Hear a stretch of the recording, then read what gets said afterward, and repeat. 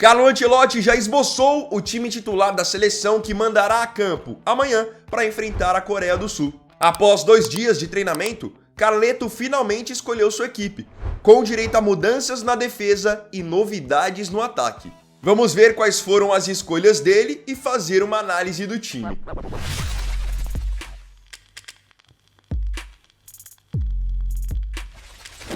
Dois recadinhos rápidos. O primeiro é que esse vídeo aqui é um oferecimento do aplicativo SofaScore. No SofaScore, de maneira totalmente gratuita, você vai ter acesso na palma da sua mão aos horários dos jogos que você quiser, dos campeonatos que você quiser, as classificações e muitas estatísticas. Inclusive, as estatísticas que eu trago aqui no canal para vocês vêm do SofaScore. Você pode depois baixar o aplicativo só escaneando o QR Code aqui, só apontar a câmera do seu celular, é muito fácil, ou depois clica no primeiro link da descrição. Além disso, queria dizer que eu tenho um outro projeto que é o Vini Weiner Bastidor. Tem o canal no YouTube e tem a conta no Instagram. No Vini Weiner Bastidor, eu compartilho dicas e experiências que eu tenho de 10 anos criando conteúdo para a internet para ajudar você também a criar os seus conteúdos e monetizar com isso. Então vou deixar também as informações do Vini Weiner Bastidor aqui na descrição. Nessa sexta-feira, dia 10, o Brasil fará o seu primeiro amistoso agora da preparação para a Copa do Mundo. O Brasil enfrenta em Seul a seleção da Coreia do Sul. No treino dessa última quarta-feira, o Ancelotti finalmente definiu o time que vai mandar a campo. Ele acabou fazendo alguns testes, promoveu mudanças na defesa e tem algumas novidades no ataque também. Vamos conferir? O time que treinou como titular tem o goleiro Bento, na lateral direita o Vitinho, a dupla de zaga formada por Éder Militão e Gabriel Magalhães, além do Douglas Santos na lateral esquerda. No meio-campo, 2 volantes. Ele treinou com Casemiro e Lucas Paquetá. Treinou também com 2 meias, Estevão e Matheus Cunha. E uma dupla de ataque sem um 9 de ofício. Os atacantes são Vinícius Júnior e Rodrigo. Agora vamos falar sobre cada uma das escolhas, começando, obviamente, pelo goleiro. Ele acabou escolhendo o Bento porque ele não tinha à disposição o Alisson, que nem tinha sido convocado dessa vez porque estava lesionado, e ele não tinha também à disposição o Ederson do Fenerbahçe, que acabou sendo cortado. Com isso, ele tinha como opções o Hugo Souza do Corinthians, o Bento do Al Nassr e o John do Nottingham Forest. Eu, particularmente, escolheria o Hugo Souza. Tanto que o próprio Ancelotti, quando ele fez a entrevista da convocação, ele tinha dito que a ideia dele era que o Hugo Souza fosse titular em um desses jogos. Agora, ele acabou optando pelo Bento, que, na minha opinião, não deveria nem estar na convocação. Não veio de uma boa temporada no Al Nassr e não aproveitou bem as chances que teve na seleção recentemente. Mas, enfim, ele acabou optando pelo Bento. Na lateral direita, nós tivemos muitos problemas depois da convocação. Quem realmente o Ancelotti tinha convocado foram o Wesley, da Roma, e o Wanderson, do Mônaco. Mas, infelizmente, os dois precisaram ser cortados por lesão. Com isso, ele chamou para reposição o Vitinho do Botafogo e o Paulo Henrique do Vasco. Então aqui ele insiste no Vitinho do Botafogo, que já tinha sido titular contra a Bolívia.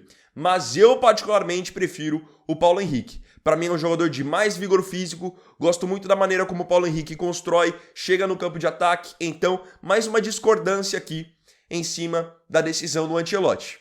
Agora, aí sim, na dupla de zaga, não tem nem o que questionar. Ainda mais com a ausência do Marquinhos, que vinha sendo nosso capitão, ele vai colocar o Éder Militão na vaga do Marquinhos. Militão que para mim é um dos melhores zagueiros que temos e fará uma boa dupla com o Gabriel Magalhães. Na lateral esquerda, eu testaria o Caio Henrique, que foi titular contra a Bolívia, mas num jogo muito conturbado. Queria ver como ele poderia se sair jogando com mais titulares do lado dele, com o time mais estabilizado. Mas ele dá uma sequência para o Douglas Santos também não é ruim, tá? Porque o Douglas fez um ótimo jogo contra o Chile no Maracanã e agora é uma oportunidade de nós vermos se o Douglas vai conseguir dar sequência nesse bom jogo que ele teve. Porque como hoje a nossa lateral esquerda ela é muito escassa, ele tá vendo se o Douglas é um cara que ele pode confiar e ter para o ciclo até a Copa. Agora, no meio de campo, eu gostei muito das escolhas dele. Ele tem o Casemiro como camisa 5 e faz uma dupla de volantes com o Paquetá. Aqui a tendência é que o Bruno Guimarães ganhe a vaga do Paquetá. É que o Paquetá acabou treinando como titular porque o Bruno Guimarães chegou só ontem na Coreia do Sul. Então, como ele não estava no treinamento, obviamente alguém acabou ficando com a sua vaga. Mas naturalmente aqui a dupla é Casemiro e Bruno, que para mim é uma ótima dupla. E o que eu gostei mesmo foi a formação que ele adotou, colocando aqui 2 meias e 2 atacantes. Então ele tem o Estevão e o Matheus Cunha para abastecer Vini Júnior e Rodrigo. Eu vou me aprofundar nesse assunto da escalação do esquema um pouco mais adiante. Mas falando aqui sobre Estevão e Matheus Cunha, 2 boas opções, 2 jogadores criativos que sabem cair pelas beiradas, podem fazer infiltrações. Achei boas as escolhas dele, ainda mais não tendo o Rafinha por lesão, senão naturalmente Rafinha seria um desses meias. E na frente gostei que ele optou por Vini Júnior e Rodrigo, que já carregam com si também o entrosamento do Real Madrid e já jogaram exatamente dessa maneira no Real com o Ancelotti na temporada retrasada. Agora eu quero falar um pouquinho sobre a formação. Vocês podem ver aqui que o Ancelotti saiu basicamente de um 4-3-3 que ele vem adotando em outros jogos, um 4-2-3-1, e agora ele parte para um 4-4-2. Que em campo é basicamente um 4-2-2-2, né? Fica Casemiro e Bruno Guimarães, ou Casemiro e Paquetá como volantes, 2 meias um pouco mais abertos, o Estevão e o Matheus Cunha, e 2 atacantes flutuando, porque você não tem um 9 de ofício. Ele não quis colocar Igor Jesus, não quis colocar Richarlison, não quis colocar até mesmo o próprio Matheus Cunha como um 9, e vai apostar em um ataque móvel com o Vini e com o Rodrigo. Então vou fazer algumas considerações sobre essa formação. Essa foi uma formação parecida com o que o Real Madrid utilizou na temporada retrasada, quando foi campeão da La Liga e campeão da Liga dos Campeões sem um 9 de ofício. Aquele time tinha ali o meio-campo formado por Toni Kroos, em muitos jogos o Camavinga, aí você tinha o Valverde e o Bellingham jogando como um 10. Tanto que foi uma temporada em que o Bellingham fez muitos gols porque ele tinha liberdade para pisar na área.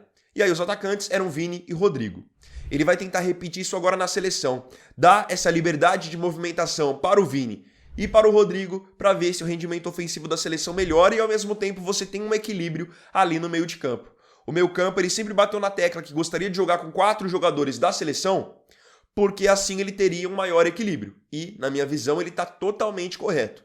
Às vezes você quer montar um time ofensivo, colocar todas as estrelas para jogar e monta um 4-3-3 e acaba às vezes sobrecarregando o seu sistema defensivo. Então gostei bastante dessa formação que ele adotou e é uma formação promissora que pode acabar dando muito certo, afinal ela já deu certo no passado justamente com o Vini e com o Rodrigo.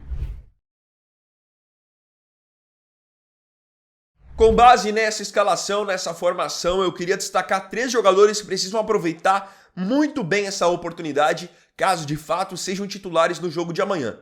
Para mim, o primeiro que precisa aproveitar a chance é o Bento. O Bento ele vem sob grande desconfiança de muitos torcedores, essa é a verdade, desde as últimas convocações, então é uma boa oportunidade de ele mostrar serviço. Outro que para mim também precisa fazer um bom jogo amanhã é o Vitinho, lateral do Botafogo, porque ele também não é uma unanimidade na lateral direita. Eventualmente com as voltas de Wesley e Wanderson ele vai perder espaço, então amanhã é uma chance de ouro para ele mostrar serviço.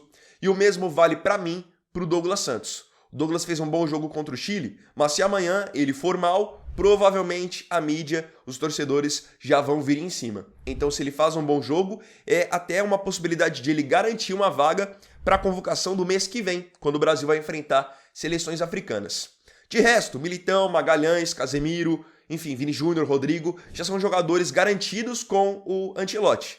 Não que eles também não precisem mostrar serviço, mas eles já têm uma consolidação maior para as próximas convocações. No caso, Bento, Vitinho e Douglas Santos ainda precisam se provar mais. E aí agora eu queria saber de você aqui nos comentários também, qual que é a sua visão da escalação do Ancelotti, das peças que ele escolheu e principalmente da mudança na formação, jogando num 4-4-2 com 2 atacantes móveis, sem um 9 de origem.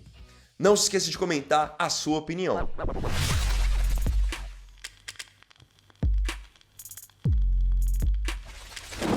Então, bom galera, esse vídeo aqui foi o primeiro dessa quinta-feira. Eu agradeço profundamente a você pela companhia em mais um vídeo.